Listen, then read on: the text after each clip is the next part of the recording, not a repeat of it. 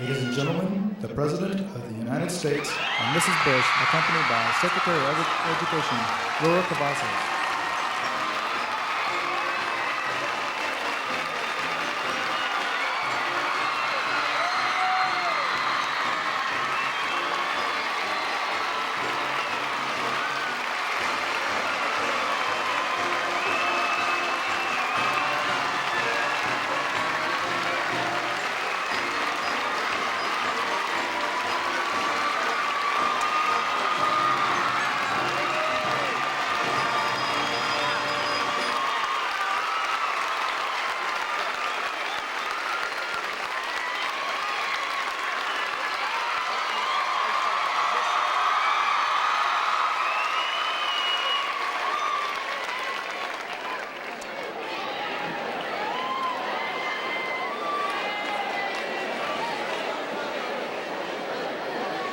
Mr. President and Mrs. Bush, welcome to Union High School, one of the...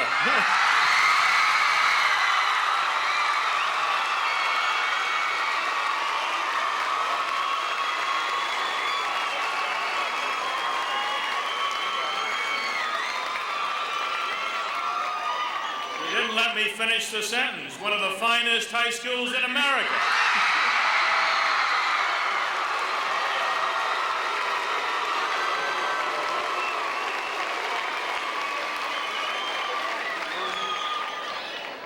As you walk around this school, you will see what might be the most advanced television studio found in any high school in the country. But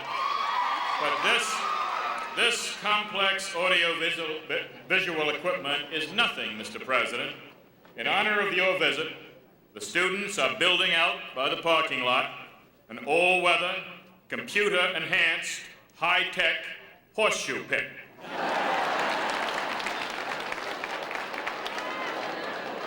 And they're building it without federal funds. We are here together today to discuss one of the biggest challenges that America faces, that's improving education. 3 years ago, the nation's governors proposed sweeping changes in our public schools. We thought there had been enough studies, we thought there had been enough reports, and so we entitled our particular study, The Time for Action. So Governor Bill Clinton and I of Arkansas, and then Governor Lamar Alexander of Tennessee, and myself met with Education Secretary William Bennett, and we talked about how to draft a strategy to get action in the schools. Together, we chose 13 of our report's recommendations, ones that we thought most likely to be achieved at the local level. Great honor to introduce Secretary of Education Laura Cavazos.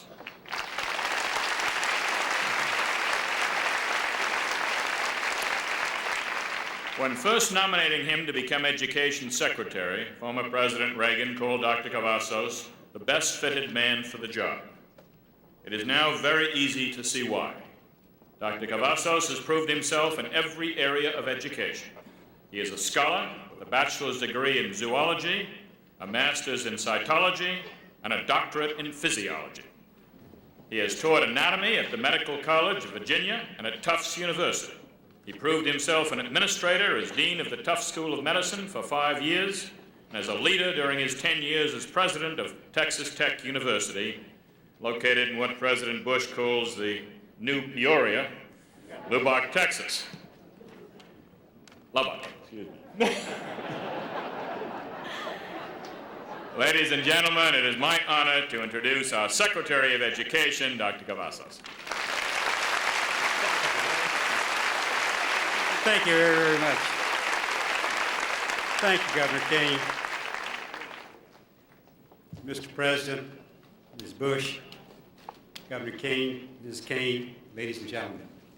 What a privilege it is to be at a gathering that I will call a celebration of learning. Because basically that is what is happening here, isn't it? We're celebrating learning and accomplishment, and it fits in exactly with the times in this nation today. these are exciting times in education.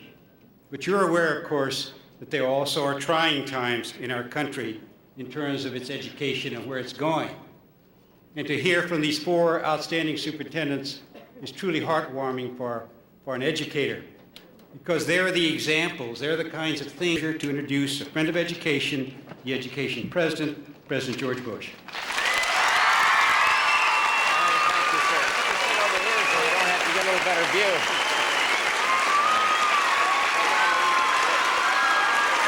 Thank you all. Thank you, ladies and gentlemen. Thank all of you.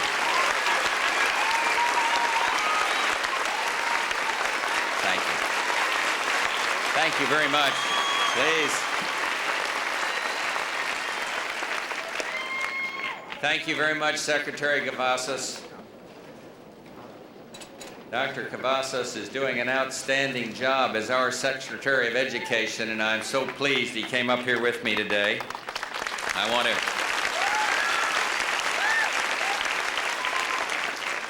pay my respects to your governor, who has been a great inspiration to me, not just in education, but in many other ways. And when I think of the governors across this state, no one has a greater claim on doing a lot for education than your own Tom Kean. He has been outstanding, and I'm delighted to have him here today.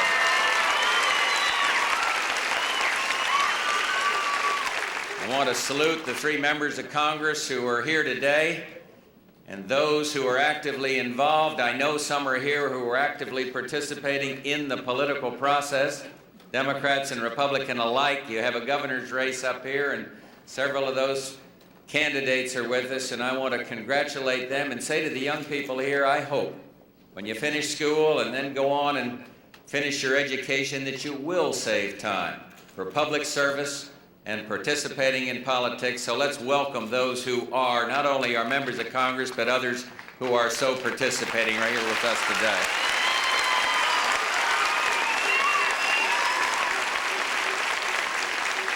And of course, I listened carefully to the four superintendents who were selected to represent the point of view of the superintendents, and I can understand why. There's a great new hope in the United States today for quality education. They did an outstanding job, and thank you, gentlemen. Thank you very, very much.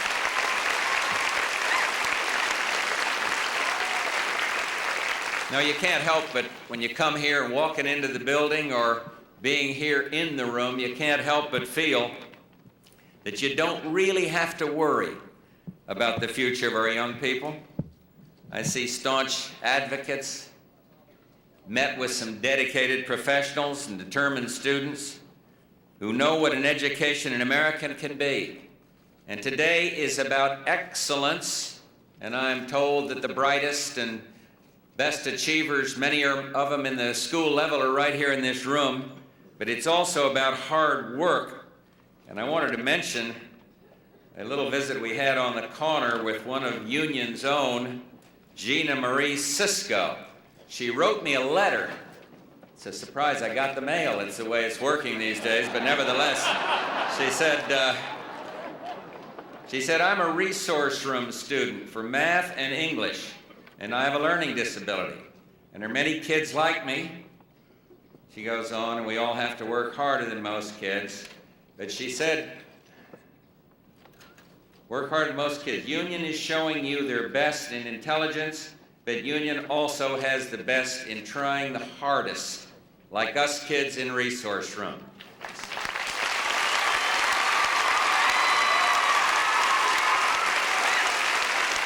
So it's excellence.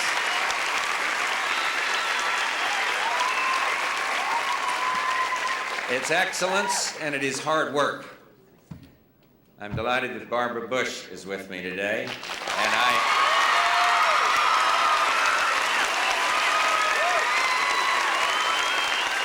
she got a good, clean bill of health yesterday from Walter Reed Hospital, I might add, and then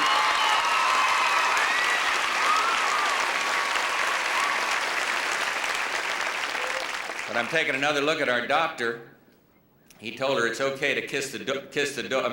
No, it's okay to kiss your husband, but don't kiss the dog. So I don't know exactly what that means.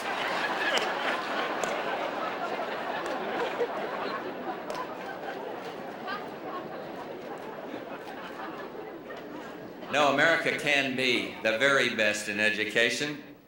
I know a few skeptics have doubted that. For instance, somebody once asked Mahatma Gandhi what he thought in general about Western civilization. And he said, I think it would be a good idea.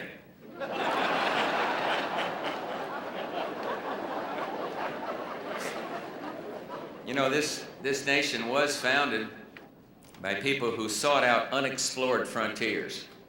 At first that meant, as you history students know, perilous ocean crossings. And then the West in the United States offered the challenge of vast new uncharted lands. And recently we found new directions in space exploration and astrophysics, taking us to the farthest reaches of the universe. We've always taught our children about these frontiers.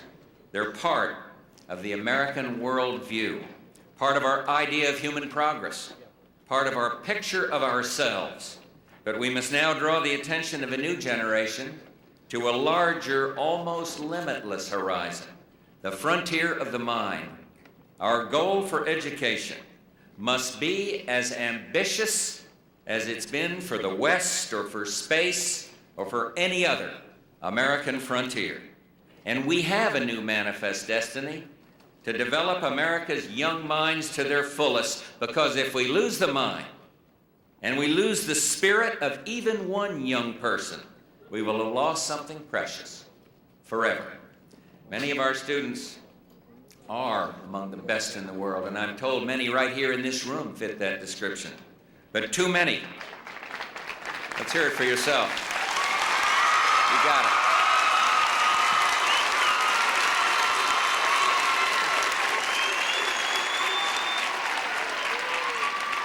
But all aren't so fortunate, and Barbara knows this because of her dedicated work for literacy. Too many still graduate unable to read their own diplomas. Too many don't get the skills they'll need to fill the jobs for the future.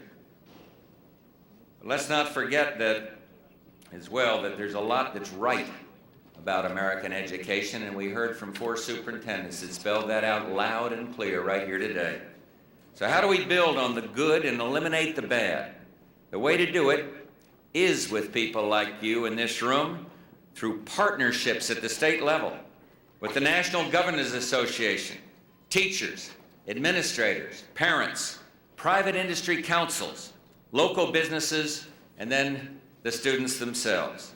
And by thinking ahead, by working creatively, we can build a culture of high expectations. We can open up the frontier of the mind to every kid who enters a classroom. And you know, somebody once asked Mae West what she wanted to be remembered for. And she said everything. Well, my goal is a little more modest. But I do want to be remembered, as Secretary Cavazos mentioned, as the education president, someone who used the bully pulpit of the White House, the bully pulpit of the presidency of the United States, to help you all improve American schools. And my ideas about education are based on 4 principles, tapping the kind of creativity that's already at work in local communities like this one. First, our administration will reward excellence through awards to schools that demonstrate significant improvement, rewards for good teachers, and God bless our teachers, and a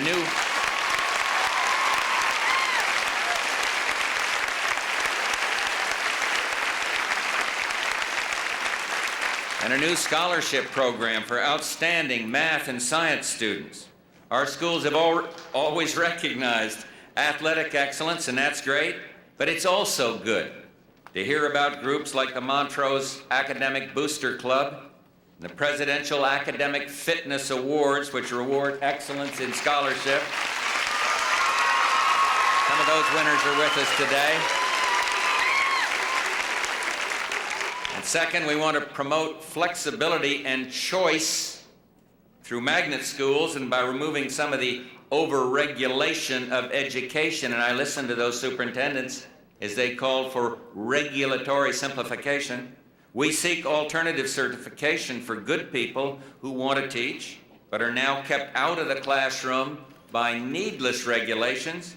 And we're considering more school-based management to give the local control that you heard these superintendents call for. This government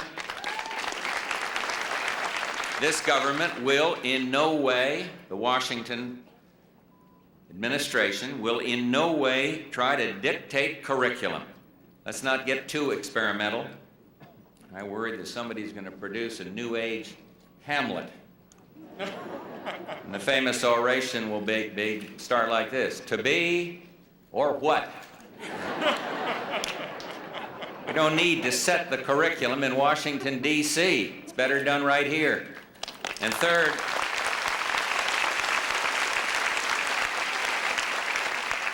we want to help those most in need, targeting federal resources, restricted and limited though they must be in these days of budgetary deficit, targeting those where they can do the most good. And we want to waive some of the regulations for the poorer communities, allowing them to pool state and federal funds in exchange for higher accountability and performance. A kind of performance-driven, partial deregulation of education, if you will. And we'll give you the flexibility, and you show us the results. And I bet they'll be outstanding. And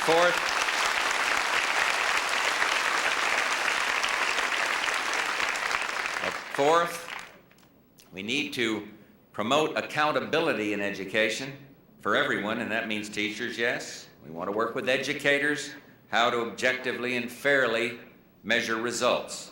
But it's much broader than that. The problems our schools face won't be solved by assigning blame or applying a puff of smoke here or some bolt of lightning there.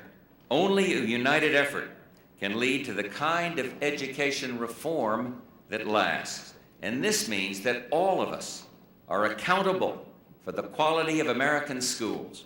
And that means business leaders who understand that their ability to compete depends on the quality of the new talent that they help develop, and who set up outstanding public-private ventures like the Sci-Tech Center in Liberty State Park, where students will learn about science and engineering, but in a hands-on way.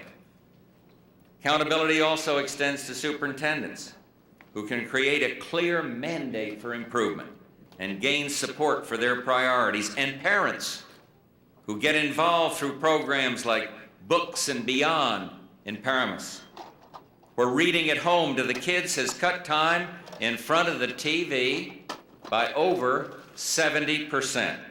Or the very, very important Parent Award to Jersey City parents who get involved with their kids' local schools.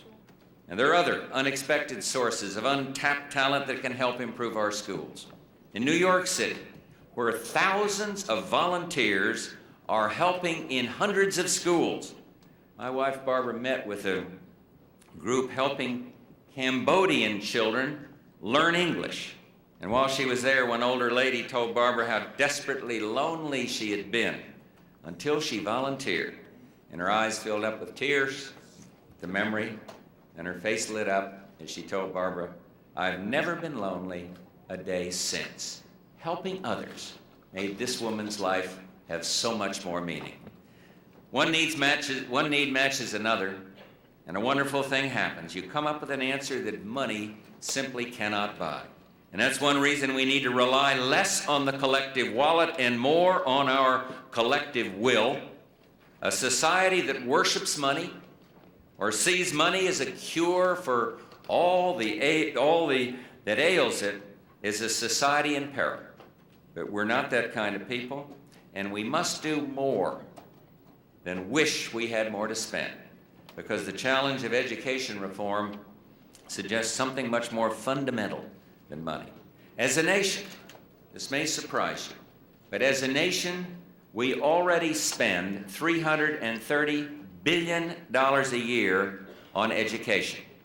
And that's more than we spend on national security, on defense. We devote more money per capita to education than any of our most advanced competitors. That includes France and Germany, Great Britain, Soviet Union, and Japan. Billion here, billion there, as Everett Dirksen once said. It all someday, pretty soon, adds up to real money. Well, one lesson I learned in school is that sometimes there's more than one right answer. More spending isn't the only right answer or even the best answer. What we need is a better value for what we spend. And what we need and what this conference is all about is a shared determination on the part of every American to get involved with our schools. We must reestablish the value of teaching and learning in this country. Like every new landscape we've explored in American history, the frontier of the mind will be won by individuals of courage and determination. And you know, frontier stories are full of tales about brave individuals, so let me just share one little story with you that I heard, a study, if you will, in determination. This week, I heard about a young woman who'd been poor and on the welfare all her life. And she enrolled in a program for pregnant high school girls in Memphis. And things were going fine until the last day of the exams, when she realized that her baby had other plans for her that day. And she wouldn't leave. And she took her last two final exams in the nurse's office. And only then did she let them rush her off to the hospital. And she made B's on the two exams. And she had a boy. And she'll graduate in May. And she's landed a job at a university with childcare, where she's also going to take classes. Now, if the rest of us can summon even a fraction of that kind of courage against the odds, we can make sure that every young American gets a solid education. Good schools in America are a social responsibility, and yes, in this competitive age we're living in an economic necessity. And we share the conviction that there is no such thing as an expendable student. We will never accept the notion that vast numbers of illiterate and undereducated Americans can be offset by a well-educated elite. That is not the American way. You know,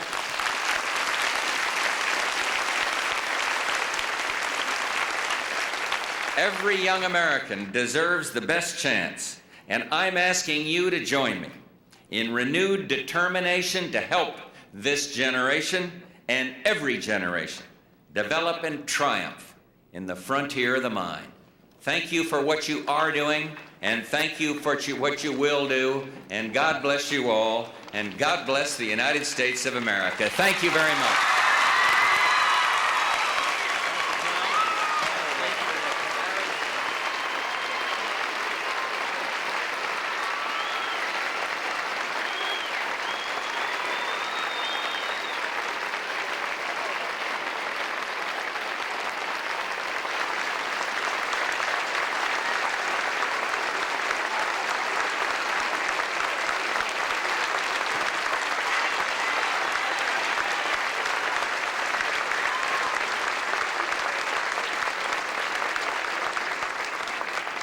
This has been, to me, a very, very exciting day. We've heard from great school leaders who are making changes which will affect the children for as long as we can possibly foresee.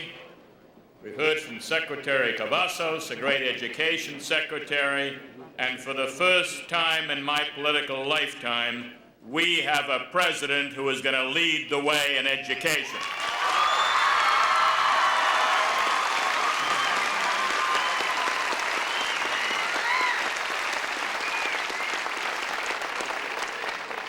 I would now like to present, for a memento of this visit, your own United States Congressman, Matt Renaud. Thank you very much, Tom. Mr. President, Mrs. Bush, Governor, Mrs. Kane, Mr. Secretary. Welcome, and thank you very much for coming to my hometown. Union is not only proud, as you heard, of of the educational accomplishments of its students and teachers, but of our great record in sports as well. Union teams have won state championships in baseball, football, and many other sports as well.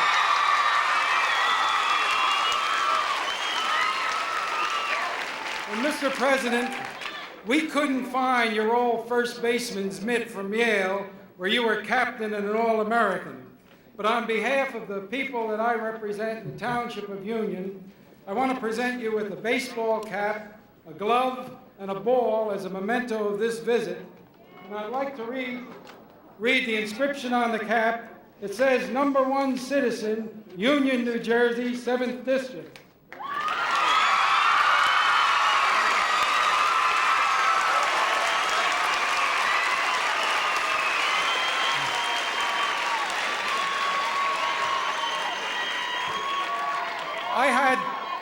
I had the glove built up a little. The real thing is down in Washington. It's a first baseman's mitt and a ball. But so that everyone can see what's inscribed on it, I want to hold it up. It says, "President Bush, Union Schools, a great team."